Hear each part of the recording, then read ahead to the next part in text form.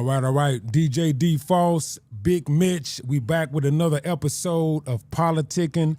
How you doing, my brother? You already know what it is. Should I do my intro? Yeah, please, so we can get people on your wave, man. Yeah, Please, man. You know who it is. The horror flick, Digger Ditch, Super 6, Big Mitch.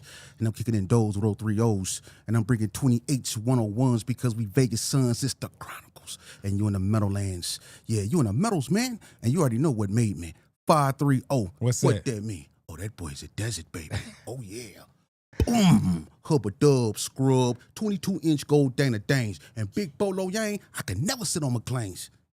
You know what it is, man. Vegas Chronicles, Big Mitch, DJ DFos from the streets of Vegas. We partner up and we bring you Politickin. This is another episode. We at Gorilla Cross Studios, the premier podcast studio. Shout out to my man Quan. Shout out to Lon on the boards today. And today, we're going to get into this episode. It's called Are We Still Outside? And on Politickin, we go everything from political news to hood views, but most importantly, the impact it has from a social aspect. So how you feeling, my brother? Oh, you know me, I'm still above ground, so I guess I'm winning. How you doing? That's good. I'm good, man. I'm good. New year, you know what I'm saying? Ready for some new things, ready to lock in all year. New endeavors, man. Ready to lock in all year, man. Much success, man, and congratulations on Vegas Chronicles, man. I see you still going up, man, and you've been putting them videos out this year already. I seen it, man. So much success on that, man. Well, I do this for, the youth, man. I don't do this for me, man. Mm-hmm. So if God called me home tomorrow, man, I can at least leave something that the youngsters out there who I'm targeting can have an avenue to always come and find something that's not, destructive to our culture. I bring a clear view, a meaning to what we do out here in these streets and the consequences to it. So, I bask in that, and I'm just glad God blessed me with the chance to, rectify my wrongs in that aspect. That's good, man. A way to give back, man. And more, I like how you paint the picture to the youth. Like, if you go down this road, this is where it's going to end up at. Absolutely. You already did your thing. Your testimony is solid, man. So, like I said, much respect, man, for keeping these kids safe, keeping them off the streets, man. And that's what we're talking about today. We're going to get into some other topics, but cast the claim to be we still outside. You know what I mean? And it's like, man, at some point, you need to go and come inside, man. You know what I mean? At some point, man. At some point. How do you feel about that? Because like, before we did this show, I seen some cats, I won't mention no names, but, they was kind of like in our demographic, over 40. And, they holding up, oh, yeah, we outside. And how do you feel about that whole perspective, man, the cats that don't know when to hang it up, man? Oh, that's just a harsh reminder that, that menacide, and menacide is a destructive way of thinking that leads to the pathological behavior you see displayed in our communities. It just goes to show you that sickness still exists in our communities, man. And people like, me and others that been through this, it just gives us more wanting to get out there and fight against that, man. Because I'm going to tell you something, what's going on in our community is our problem. It's not a police problem. They can't fix this. We need to police ourselves first, though, right? Absolutely, but we need to do it in the way of, we have to be understanding that a lot of these kids, they grew up in the house without fathers, and that's what's missing. That's why a lot of our youth is feminine. They walk around in slides and tank tops that look like halter tops, and they act like females, because they don't have a strong father figure in the house, and that balances things out, and that's putting a lot of stress on not just the black woman but the brown woman too. Because they have to raise the son and a daughter. And they have to be the mother and the father. Exactly. When you don't have that, I agree. Yeah, when that type of discipline is missing in the home, you go see children, especially young black boys and brown boys, going out there in the streets and looking for that type of fatherhood. And unfortunately, they find it in the form of OGs and street stars. So that's one thing that we as a culture and a community is gonna have to get together and deal with. It's called introspection. Introspection. Okay. Yeah, okay. And we want people to stitch the problem up from the outside. But it starts really within our community, right? Exactly. That's a good point. It was another podcaster, man, that came out here and they had the Donna Streets on there. Okay. And I'm not finna speak too much on that, but I'm gonna say this is shame on the person that bought that camera out here and put it in them youngsters' face like that and stirred up that master for that bull crap for content. Because it was some things said on that I'm sure original Donna Street Crips who've lost sons, who've done numerous times in prison and stuff like that and been through the stress of gangbanging don't agree with that, man. So anybody that's trying to make content at the expense of our culture in that fashion, same on you. And I think God got a special place in hell for you. Oh yeah, a warm seat. And so they brought a camera out here to try to get a story about the Donna Street. And it's a new era of the Donna Street cats. It ain't like the cats from the 80s and 90s. So they was filming like the youngsters, like the next wave of them. They call it 20. First of all, there's no such thing as 2400 Donna Street. I seen that. I seen that. Starlito or something like that. I seen it. And all the youngsters look the same. They like doing this on camera or something. I seen that. Those are little babies. Those are our little babies out there in the streets that's been infected with a virus that we left out there. A mental virus, man, that they didn't pick up. I seen that. Exactly. I seen that. I thought that was sad too, man. I thought that was sad, man. I read this comment on a YouTube video, and he said, I'll admit that I used to think that stuff was entertaining until I seen all the faces of those who were killed because of gangs violence. It's really sad and scary at the same time. Yeah, but you know what I mean? Like he thought it was interesting, but then you see how many people are affected by it, man. Yeah. Yeah, but the harsh reality of the situation is, with that being said, why do we still indulge in that stuff? Why we still put it out there for people to pick up? Because these youngsters, regardless of if you feel that, you have an obligation to just you and your family, what you put out there, man, you obligated because that stuff you put out there, these youngsters who you might not know or give a crap about, pick that stuff up, man. They're going to eat it up. Yeah, exactly. They're going to pick it up. Yeah, and they always hollering about disciplinaries, DPing. I grew up in the area where if you got DP, that's something we kept in-house. I remember that era. Yeah, exactly. the DP, Now you got 50-year-old dudes screaming at each other, talking about pull up and get DP'd. You see, now if 50-year-old cats, man. Yeah. So if there's ever a time when a person should be DP'd, it's when them youngsters was on that TV talking about Cali this and Cali disrespecting people they don't know. The DP then was more checking them, keeping them in check about that, right? If I'm wrong, correct me if I'm wrong. Like what? It was more of a discipline, but it was like to keep them in line with what was really going on, right? Yeah, if they knew what the rules was when they signed up for it. So if they did anything that, went against that, then they got disciplined. But then some people start using that discipline, as a weapon, gang banging in its essence is something I don't recommend for nobody. Because it's a bunch of people that don't have self-esteem and low self-image that gets together. And they're on a mission to hurt other people, because they feel a certain way, because they feel like, I don't have a father or I come from a depressed area. So what you so happy about? You go to schools and you get A's and B's. I can barely spare my name. So we take on this victimhood type mentality and this anger and stuff like that, man. And we walk around like a clenched fist, man. Yeah. And this is what we spew on society, and that's unfortunate. Yeah, that is crazy.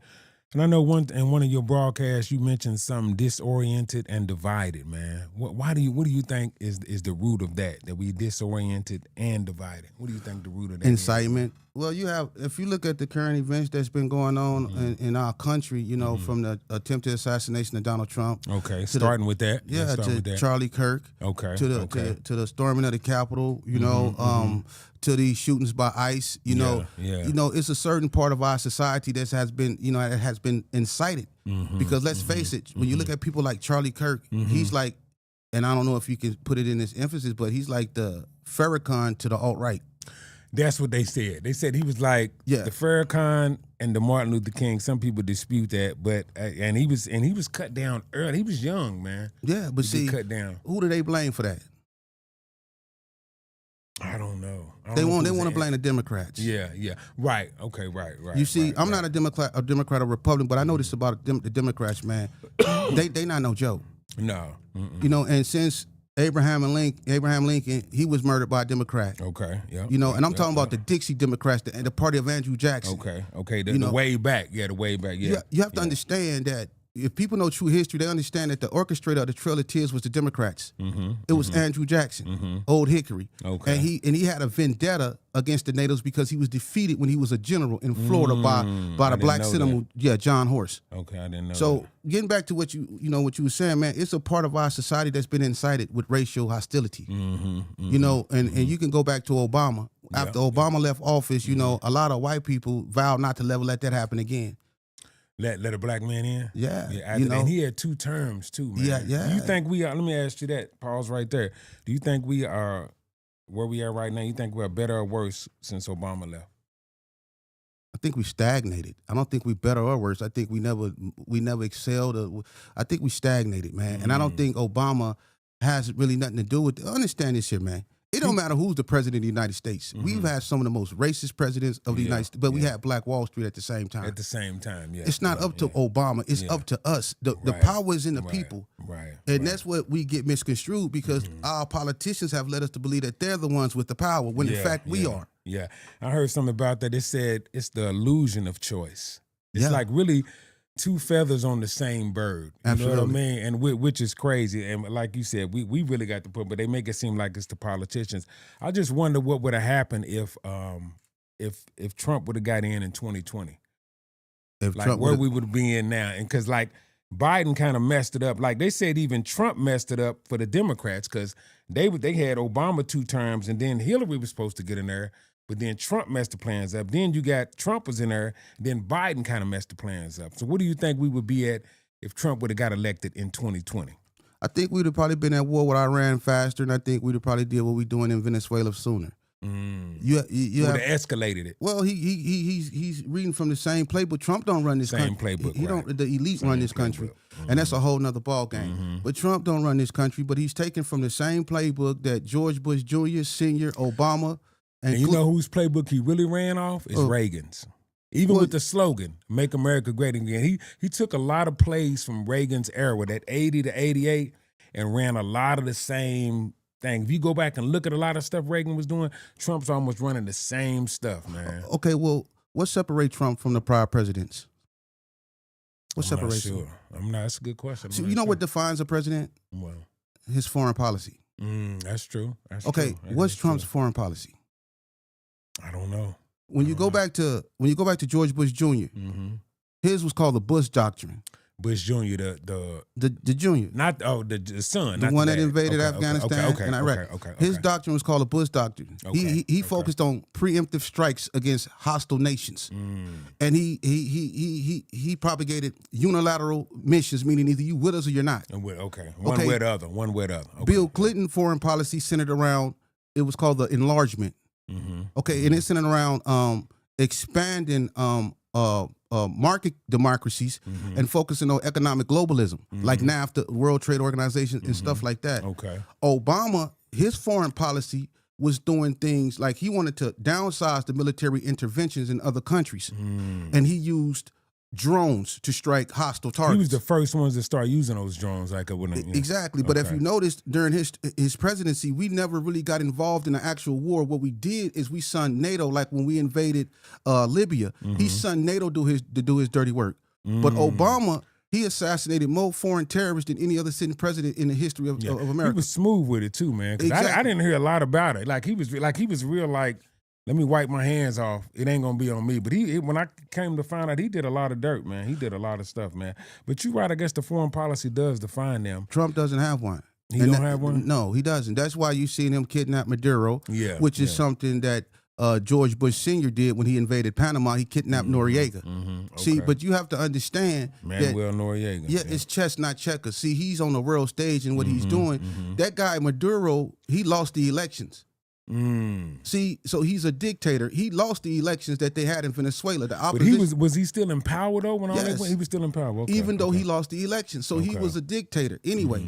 But see, what people don't understand is Venezuela has the biggest oil reserves in the world. I was about to ask you about that. Yeah, I think they said they seized like 58. Was it million tons of oil or something crazy like that? Let me explain something to you. When they took Maduro and they kidnapped him, man, they took all their oil. Everything. Just like Hillary Clinton and Obama took Gaddafi's oil. He had $36 billion in Europe, and he had who they go turn his oil fields over to. They don't have no infrastructure, and they're not going to give it to the rebels. The Bush went up into Iraq. And he took Saddam's oil. George Tenet, who was the director of the CIA, came out with a book exposing him and Condoleezza Rice to him. It's all about oil. All about oil. That's the bottom line, the oil. That's the bottom line. That's money. That's money, man. Now Trump got his. He got Venezuelan oil. Now, if the midterms don't go his way, he sent aircraft carriers to Iran. So if the midterms don't look like they go the Republicans' way, he can start a war with them and get rid of the Ayatollah. That's crazy. See, I remember when we on our last episode, you mentioned something about World War III was kind of imminent. How do you feel about that now? Since where we at now, do you feel it's closer? We closer to that, or it can pop off, or you think we already in it, or what? What do you think about that? Well, you remember a long time ago when you was hearing them? You remember they had like videos and they had them horns blowing Okay. everywhere. Okay. The battle, the drums have been sounded. They've been sounded. Okay. Yeah. Okay. Look, wars, and rumors of wars. When Trump came into office, he said that he was going to stop all these wars, but Putin is still hammering the Ukraine. Yeah. Man, is that over with yet? It's not going to never be over with, man, until Putin get his way. Ukraine wasn't no punk though, man. They didn't just go down though, did they? Well, you have to understand something. Before the Soviet Union fell, the Ukraine was a strategic country. It was the last country that gave Russia back its nukes. So it's a strategic place between Russia and Poland. Okay. You see, that's very why strategic. Yeah, so that's why Vladimir Putin wants it. You know, but it's not just that. When Bush was in office, Junior, he named the 5 axes of evil. Yeah, the axis. I heard of which that. was Iraq, Iran, Syria, Libya, and North Korea. He went into Iraq and he removed Saddam and his 2 sons, Uday and Qusay. Okay? They went into Libya and they removed Gaddafi. That was Gaddafi. Yep, What did Gaddafi do? Yeah. Gaddafi was going to change that money, though. He was going to kind of bankrupt the game with the currency, from what I understand. He was going to come up with one African currency that was going to rival the dollar. So they had to get rid of him, right? Okay, you have Bashar Assad in Syria. Right? I'm not sure. I'm not up in on Syria, that. Bashar Assad. He just fled to Russia. So the Syrian government collapsed. So that's 3 gone out the axis of 3 evil. out of the 5. Yeah, it's 2 left. Okay. That's Libya and Iran. That's North Korea and Iran. Okay. Who did Trump just bomb? Iran. Iran. Their nuclear plant, right? He's trying to start a war with them. He just incited their population and he told them, we're on our way to help you. Yeah. Did he go over there and help them? No. So what you think the mullahs did to them protesters? I don't know. Exactly. Oh, so he sent aircraft carriers up over there, threatening Iran. Yeah. That's the 4th axis of evil. The 5th one is North Korea. Why we not messing with them Koreans? I don't think we want no smoke with them, man. Why? I don't know. It just that dude. First of all, that boy is crazy over there, but I don't know, man. I think North Korea is powerful, man. Well, North Korea have nuclear bombs, and they're ally of China. We learned that during the Korean War in the 50s. Korean War, yeah. When Korea, I just think I don't think we want no. I don't know if we gonna want no smoke. We don't need no smoke with them. No, but as far as World War, we already in the beginning stages of it. Like we in the intro of it. China has already set up perimeters around Taiwan. They're just waiting to invade. And with the way the United States act, if we don't like something, see, you have to look. When Trump ran against Hillary Clinton, he always held up a pair of handcuffs. Why? He said, arrest her. Why? She did this. And maybe it was the emails. I don't know. Who knows, man? Who knows? He wanted that charity investigated in where? The charity that her and Bill Clinton ran? It was in where? Was it the one that was in Haiti? Okay. Yeah. What happened to the Haitian prime minister when he was trying to get that investigated? I don't know. I can't. He was remember. assassinated. Now their leader name is Barbecue, a warlord. Oh, that one dude. Yeah, I seen him. Yeah, that one dude. Yeah, okay. I heard him. See, yeah, Trump knew that Hillary hid that money that they got from Gaddafi. That was a lot of there. money too, man. That Haiti. That was a big ripoff, man. Yeah, that dude Barbecue. You right. I heard him. They don't have no government no more. But Hillary hid that money over there. See that money that her and Obama them took from Gaddafi. Who they give it to? They didn't get what charity they give it to. They pocketed it. Exactly. That's what they do, man. Yeah. See? Yeah. And then they say look this way, but we gonna do this. You know what I'm saying? Y'all look over here while we do this. It's cold, man. It's cold. And I think mostly every president that come through, they try to fatten their pockets while they up in there. Yeah. You know what I mean? They say, well, while we coming through here, let's go on position ourselves to fatten our pockets so when we get up out of here, we can do something else. So let me ask you a question. What's that? What do you think about ICE? Where do you stand? I'm kind of like, I don't know, man. I'm kind of like neutral, man. I see what they doing, but do you agree? I think certain aspect, I think the immigrant problem was a problem. I think when they opened the gates over here, it was just getting out of control. I think it was getting out of control.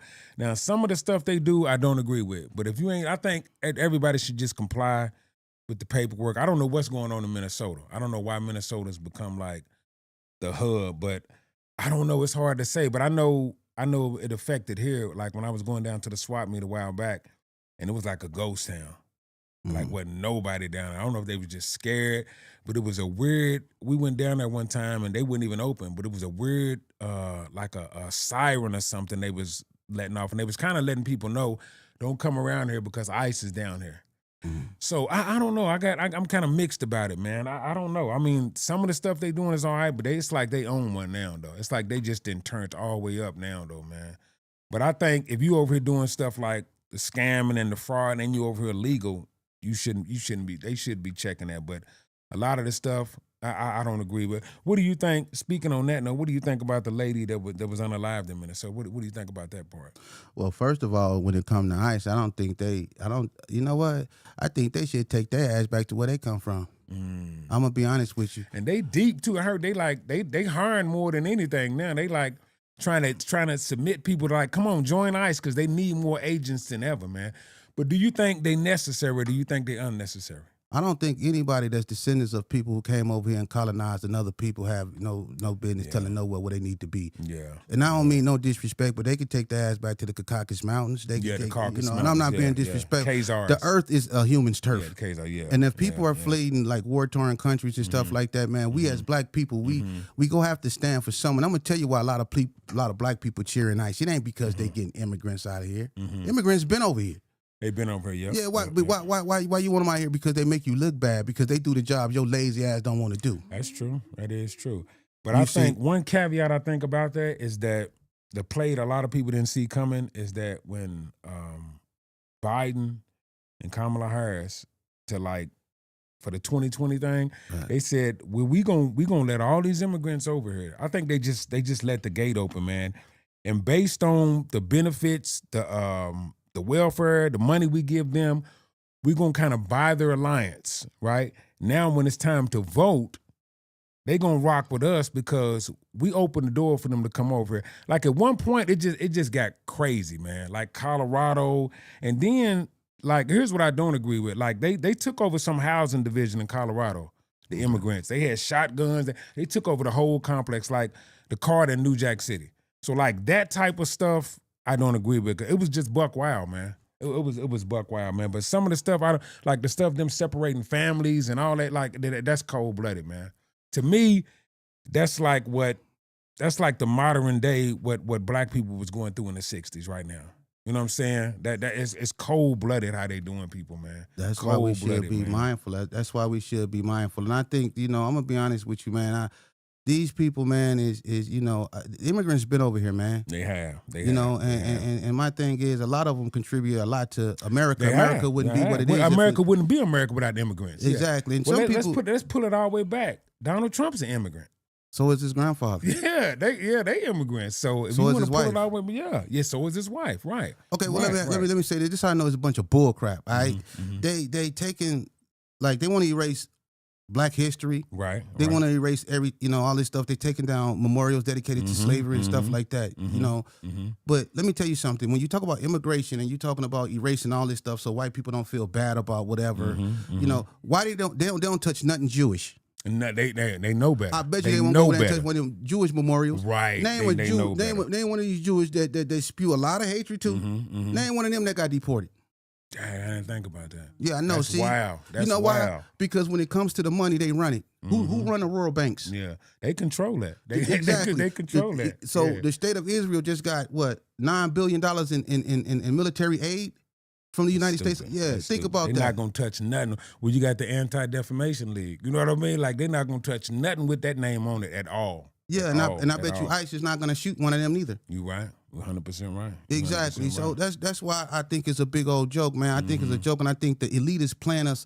They look at us as useless eaters. They do. Sheeples, they do, man. They love the sheeples. They play on our emotions. They got they got the upright in the upward now. They want to go back to the Nazi era. Right. They want to bring that back. Yeah. Yeah. You got the boy from ICE dressing like he Heinrich Himmler some goddamn body. Yeah. You see what I'm saying? They got that's when they want to go back to that right there. Yeah. But Trump don't give a damn about none of them, man. His color is green, reptilian green. Right. And you seen that with the deaths of the ICE protesters. protesters. I mean, they killed black people too. They killed Keith Porter. Even the last two people. What was the guy that just got killed? That Alex or something. Whatever. The last guy that just that just got killed. Yeah. Yeah, but before him and the female, the guy that was on New Year's Eve, his name was Keith Porter. He was a 42-year-old black man. He got killed by ICE officer. It wasn't no uproar. Did he? Yeah. See, this is civil war going on, with these two warring factions, and it's always been that way, and I'm gonna be honest with you, man. Black people, this ain't our fight. It's not. That's really not. You got to sit back and you got to let the Nick Fuentes and the Charlie Kirks and all these, you see how they doing Candace Owens now. Yeah, I see. They kind of like blackballing her, man. Like, yeah. You see what I'm saying? It's all a game. Now the new Candace Owens is Nicki Minaj. Right. That's such a joke, man. No, we're a joke. Yeah. We're a joke, because we allow ourselves to be puppets in the same goddamn game. Right. And you know what? Speaking of Nicki Minaj, ain't no coming back from that. Like, hey, there's no coming back. Once you done cross that line and you are aligning yourself, that there's no coming back from that, man. What did she do? I don't know. I heard she's caping for her dude and even herself. She got a chance to get deported, but her dude, I think she's trying to get his case overturned. She's doing something, but it's a political move behind it. The blacks feel that Nicki Minaj sold out because she went over there and said Trump is handsome and Trump is the best. But she's not FBA neither. She's not a foundational black American anyway, though. If you she's playing chess. Yeah.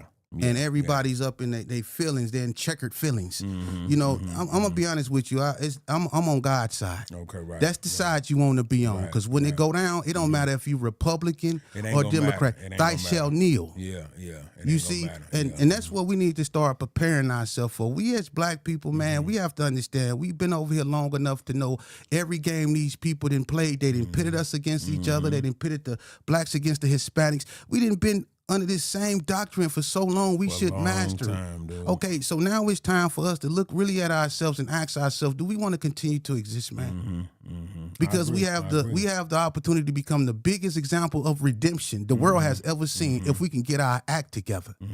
Right now, this is critical. Right now, in this time. And my thing is, the internet, and we use these internets, man. And the internet, you reach a vast majority of people, and when you spewing the stuff that we spew, I mean, you got people my age, and I've been through it, man. When I hear the stuff that I hear coming out these cats' mouth, man, I get sick to my stomach, and you wonder why other races call us subhuman. And they say don't respect us. Exactly. And we instead, if you see a black woman getting assaulted, any woman, not just a black, if you see a woman in general getting assaulted, man, and the first thing you do is pull out your phone and you film.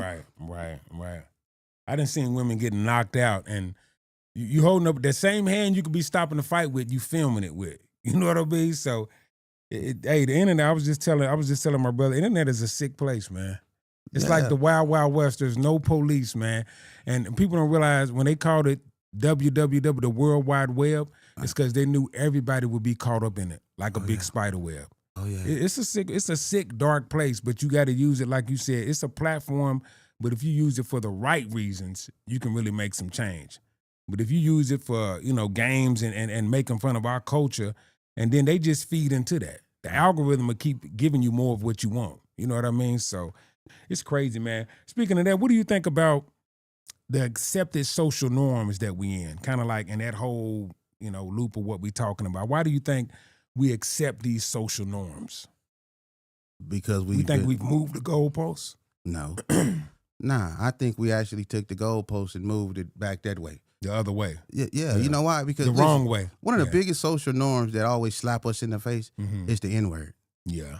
You see, and people always talk about how they ain't the N-word, but we call each other the N-word like it's the thing to do. But when other people use it, we get offended. Yeah, because it's become a term of endearment sometimes. Why?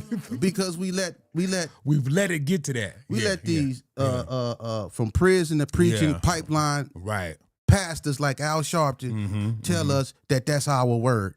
The word ignorance is our word. You see, won't no real leader tell you that the word ignorant is your word, man. Right, that's true. That's a true. social I never heard norm. him say that. He said that? Yeah, he did. He said white people can't use that no more. That's our word. That's you see, and we follow stuff like that. You see, but he'll never go in the black community without a camera. That's true. That you is see, true. That and is where he true. eat at, he eat at 5-star restaurants while we over here living in tents. But he for his people though. Right. You see, another social norm we accept is the disrespecting of women. I ain't That's never true. listen. Growing up, one thing that I was in the streets. But we didn't disrespect women at the rate they disrespect women. Not like it is now. Man. Nah. You think it takes queens to birth kings, right? You know what I mean? And Absolutely. we got the nerve to disrespect them. Yeah, it's insane, man. And watch this. We've called women the B word to the point to where they refer to themselves as that. Yeah, like we true. refer to ourselves as right. the N-word. Right, I see what you're saying. These are see, these are social norms that we need to talk about. And black on black crime. That's the biggest social norm that we need to talk about, other than the N-word. Black on, because that's us. Listen, I'm gonna be honest with you. You go to places like Chicago and California and Alabama. They brag about having 4 or 5 bodies. We ain't raising gangbangers. We raising serial killers. I think about them cities, man. I'm like, man, even Louisville, like where I'm from, Louisville, Kentucky, they stayed on First 48. But at some point, I'm like, man, who's left to even kill? Like, y'all done killed so many people, like, especially Chicago, man. That is insane, man. Like, they brag about it, but like, just think about if all those bodies wasn't killed and how much power we could have in unity instead of death. Exactly. If we showed up and support each other while we were still alive, instead of putting on our church clothes to come watch each other be buried. Right, to be buried. Because I won't give you $20 to feed you right now, but I spend $20 in gas to watch you come be buried. To watch you get buried. But See, you had that chance when we was alive. You had that chance. So those are social norms that we need to get back to, man. And we need to start confronting the problem, not on the internet. We need to get in these youngsters' face, because when the police do it, we don't like it. Right. But by the time the police get to them, it's too late. Exactly. Because we could have corrected that before it even get to that point. Yeah. You know what I mean? So exactly. We only got, listen, and it's sad because black people only got the will and wanting to come together when it's against other black people. You ever notice that? Yeah. My brother said, man, we as blacks, we do some of the worst stuff to each other. We do. Like some of the worst stuff to each other. And it's a social norm. Yeah. That's wild. That's wild. So what do you think we need to do to combat this type of problems in our community? What do you think are some of the things that we can bring forth that can help combat, the desecration of our communities? I don't know, man. I think it really starts, in the household. It starts with the individual. It starts with having a father figure in the home. You know what I mean? And putting those values in the kid, because once you raise your kid, you raise your son, you raising his son, and it keeps trickling down. But now it's just I don't know where we at, man, with the family structure. But I think it got to get back to that. It has to get back to that, because it's just gone out of control, and ain't nobody trying to check it. You know what I mean? But I think it starts at home. I mean, when I was growing up, I was more afraid of my father than the police. So my father came first before it even got to that point. Like, it didn't even get over into the streets, because I had more respect and reverence for my father, what he was going to do before the police. So I think we got to get back to that, man. We ain't got to reinvent the wheel. We just got to go back to what was working. You know what destroyed us, man? Well, one of the most profound elements the devil used to look during chattel slavery, during the Black Codes, the Jim Crow, during the Great Compromise, during Plessy versus Ferguson, all that stuff, man. The civil rights we've been fighting for and continuously fighting for. One thing that held us together was the liberation and the wanting to be a free people. Right, that's true. You see, that's true. And even when the president thought that we were 3/5 of human beings and looked upon us as scum like Bull Connors and George Watt, when people like that was around, when our people fought real racists, we couldn't pick up guns. We dare not be violent. We were getting lynched. It was stuff that wasn't even the thing. Yeah, violence wasn't even in our repertoire. But what did we have? What did we have? We had unity. We had God. We had our faith. We had we had a lot, but we didn't have what we have now. We didn't resort to violence, man. We had unity because we have no other choice. We had no other choice. We had God. Different forms of it, because we come from different. We had religion. We had faith. One thing we had was music. Music kept us together. When those girls got blew up in Birmingham, Alabama. Birmingham. What did they do? They went to the church and it was rocking. That's why black churches to this day still rock. They praise. Exactly. Yeah, Some of the most profound gospel singers. You see how they sing? Okay, the devil sing that, despite what I can hit these cats with everything I can do.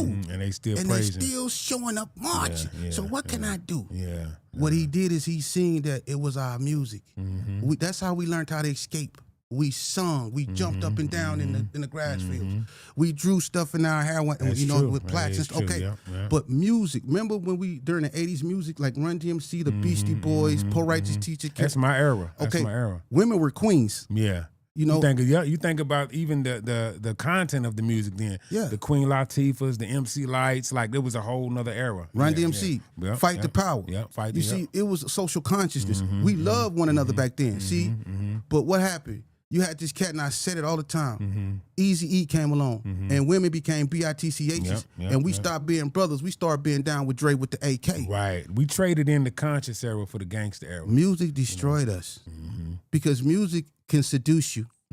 It seduced a 16-year-old youngster in Texas. He was listening to Cricket Officer by Ghetto Boys. Yep, Ghetto Boys. And he shot that state trooper in the face. Is that what he was doing? Is that what happened with that? That's when they tried to ban gangster rap. Right. I remember C. Dolores Tucker did that big old thing with Ice-T and Senator Doyle. Yeah. Oh, man, that was heavy. That was early 90s. But early I think 90s. It was an economic component tied to that too. Yeah, they they seen that they could make money off this new form of rap. They had to make a new genre for it because it was just hip hop. It was just hip hop. So they had to make a new genre for gangster rap. But you look at what gangster rap has morphed into. If you look at the timeline of it, you're right. If you look at the timeline, how it brought us along, early 90s, it just progressed into destruction. And it was a direct path. So you listening to that, and then you go out and try to do something, then you go into prison. Absolutely. So now they say, oh, okay, the machine is working. Right. Let's keep feeding them because we getting them right to prison. And then they start investing in the prisons, and the prisons was on the open stock market. Yeah. It was sick, man. And with the music, like with Easy, makers of Old English beer, malt liquor. English, all that went up. St. Ides. With Snoop Dogg, gin and juice and all that. So they start advertising liquor. They start advertising drugs with the music. They never did that before. You remember Ice Cube did the St. Ides commercial? Oh, yeah. Remember St. Ides? Like, I remember I drank that stuff. I'm like, man, I don't know how I used to drink that stuff. Yeah, that was Ice Cube. You're right. They did. That was huge. I didn't think about that, but they merged it. The music, the culture, came in. Culture formed the lifestyle. The music, formed culture, and the culture formed the lifestyle, which was the lifestyle of destruction. Absolutely. I didn't think about the that. devil, if you really do your research on him, he ain't just the morning star, the angel of light. He was also the angel of music. He was the minister of music. Exactly. Right. So that's what he did. And they said he's the controller of the airwaves. Absolutely. Right, like right now. You know what I mean? Yeah. It's crazy, man. So they went from gangster rap to drill music. It kept getting worse. Now they on Demon Time. Demon Time, yeah, right. You see, so now it ain't. Yeah, so which means they don't just shoot you once. They shoot you 7 times in your face. Then they come to your funeral. They shoot that up. Yeah. Then when they finally put you in the ground, they coming over there. Come dig your body. This is the time they didn't went crazy, man. So okay, with you saying that, how can you be mad when the police come and choke slam the hell out your son? Right. When little Bobo out there acting like that. Yeah, they didn't ask for it. Yeah. You see, so this is the stuff that that's why there's no spirituality in our movements when you have hands up, don't shoot, Black Lives Matter, all that bullcrap. That's bullcrap, man, because I'm going to tell you something, until we address the black on black crime, there's never going to be no spirituality in our movements. Right. For real, man. They say what they say, Black Lives Matter, they just don't matter to us. Yeah, you know what I'm saying? Because we don't show it. Ask a black woman what's the reason why she really got a gun. I guarantee you it ain't for no goddamn Klansman. Yeah, you right. So let's just be real about it. Until we be real about it, we go stay stagnated, man. And every other race of people, that's why a lot of people want ICE to get everybody out of here because they making us look bad. Because they took pennies and made millions. Millions. They threw pennies at us and we took it and bought some dope with it. Yes, let's just keep it real. They bought dope with it. Yeah, so that's what that is. With it. That's crazy. But Politickin, man, with Big Mitch, DJ DFos. We're going to take a commercial break right quick, and we'll be back on Politickin. We're going to get into this F the Streets movement when we come back. All right.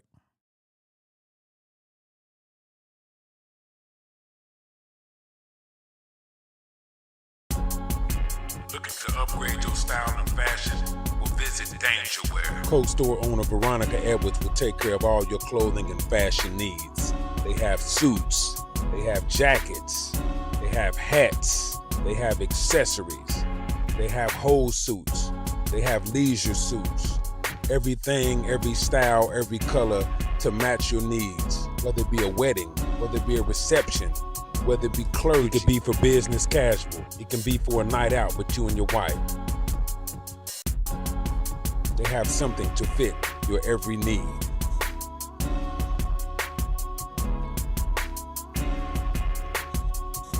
Accessorize your look with matching shoes, ties, watches, sunglasses, hats. Don't just wear the look, own the look. For those who want to live dangerous.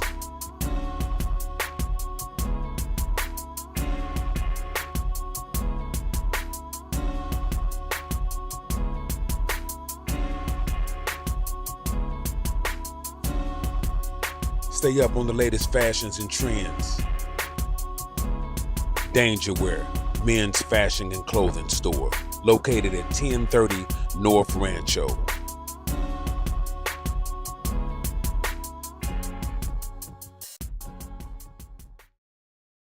Success isn't accidental, it's intentional. At Elite Pro Biz Services, we provide luxury-level solutions for entrepreneurs who demand more. From strategic tax preparation and business formation, to CRM systems, funding opportunities, marketing packages, and elite coaching, we help you build with confidence and clarity. Plus, unlock 40+ exclusive business ebooks to sharpen your mindset and strategy. Elevate your vision, strengthen your foundation. Visit EliteProBizServices.com and schedule your private consultation today. Elite Pro Biz Services. Wealth, business, and dreams, all in one place.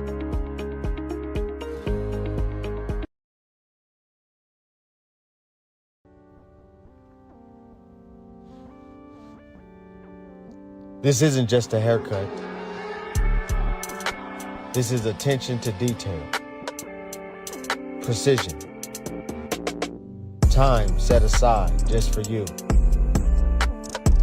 No rush. No chaos. Just a clean fade, done right. If you're looking for consistency, privacy, and a barber that actually listens, then book your next appointment. Experience the difference.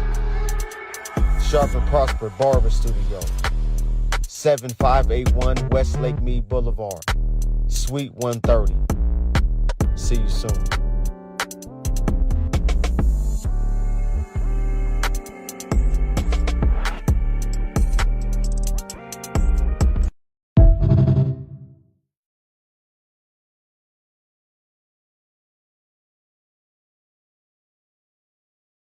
All right, Big Mitch, DJ DFos, Politickin, and we back. The title of today's episode is Are We Still Outside? And we covered some other things earlier. It was in the political side of it.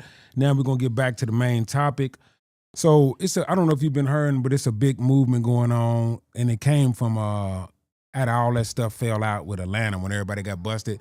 But it was like this F the streets movement. How do you feel about that, man?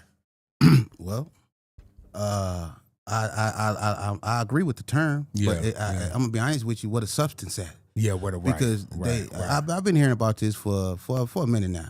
But when I hear about stuff like F the streets and the people that's supposed to be pushing this, and then on Martin Luther King Day, you over here in California, and I don't get into their politics, but when you put it out there for the world to criticize, it is what it is. It is, yeah. You got the Bloods and the Crips. It was something that popped off down there, right? Man, you know, and everybody's supposed to be, F the streets and all this thing right here. That's why I say there's no spirituality in our movements, man. Right. You see what I'm saying? There's no substance, so you can say it, but you got to back it up with the action. Exactly. The action, it's you know what? It's sad, but it's See, the reason why a lot of people, what took for me to stop gangbanging and become, steady being a monster I was God stripped me down to everything that was real. Yeah. See, in order for you to be built up, you have to be broken down, man. Right. And a lot of people, they haven't been through that yet. A lot of people is scared to let go of this persona, this. Yes, that's all they know. That's Yeah. all they know is this. But when you think about how has it been working out for you?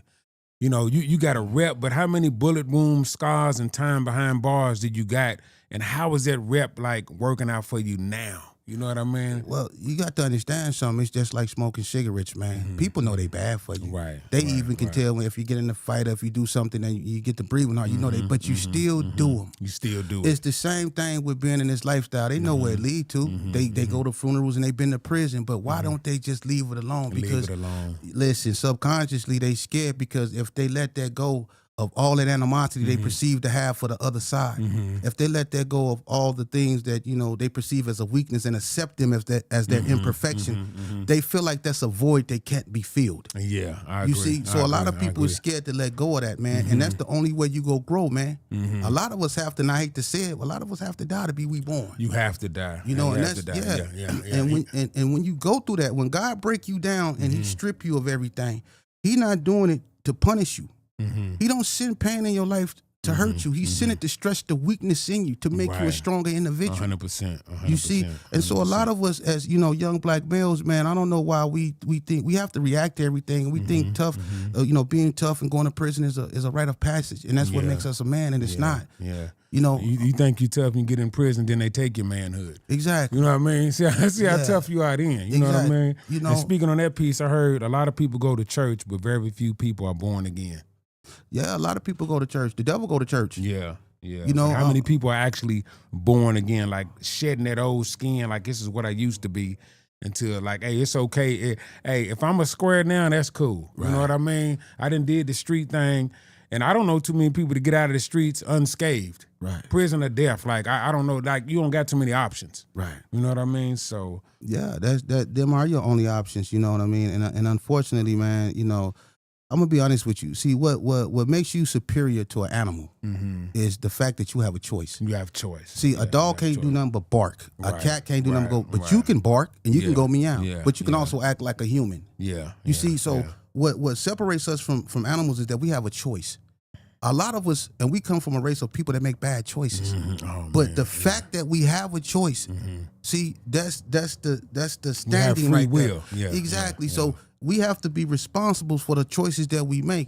So we have to be okay with being perceived as weak. Yeah. There are some battles you have to be willing to lose in order to win the war when that's your life or your freedom. Right. But 100%. that's what hindered us. A lot of people wonder about, this cat, I don't think I ain't no punk. That's the first thing they say, man. Yeah. Man, ain't no Yeah. punk. Oh, Yeah. my mama ain't no. You see? Right. But, it's okay to be a punk. It's okay. If that keeps you above grass. Right. It's okay if somebody step on your shoe and they don't apologize.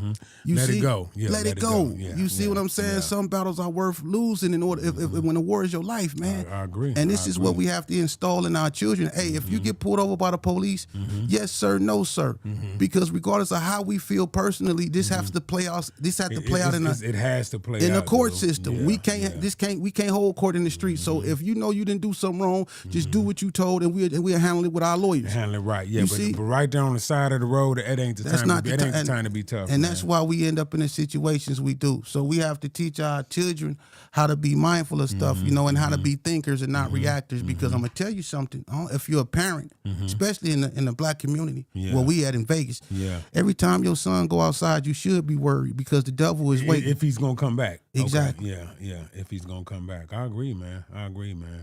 And, we so worried about living this type of lifestyle, but living a safe, square lifestyle. That's what's gonna keep you alive. Yeah. You know what I mean? That's what's gonna keep you alive, man. So it's definitely an ongoing conversation, man. That's something we can keep touching on. But I appreciate you today, man. One more thing before we get out of here. I know we was gonna talk about. I know you did a post on the lady who was feeding the homeless, Miss Shirley. What do you think about that, man? What are your thoughts on that, man? My thoughts on everybody else that makes a difference like that in people's life. She was assassinated. She was doing too much good. She spoke about it. We don't know what goes on behind the scene or how she was approached. Yeah. When you doing so, don't understand this shit, man. there's wars that are fought that are seen, and there's wars that are fought that are not seen.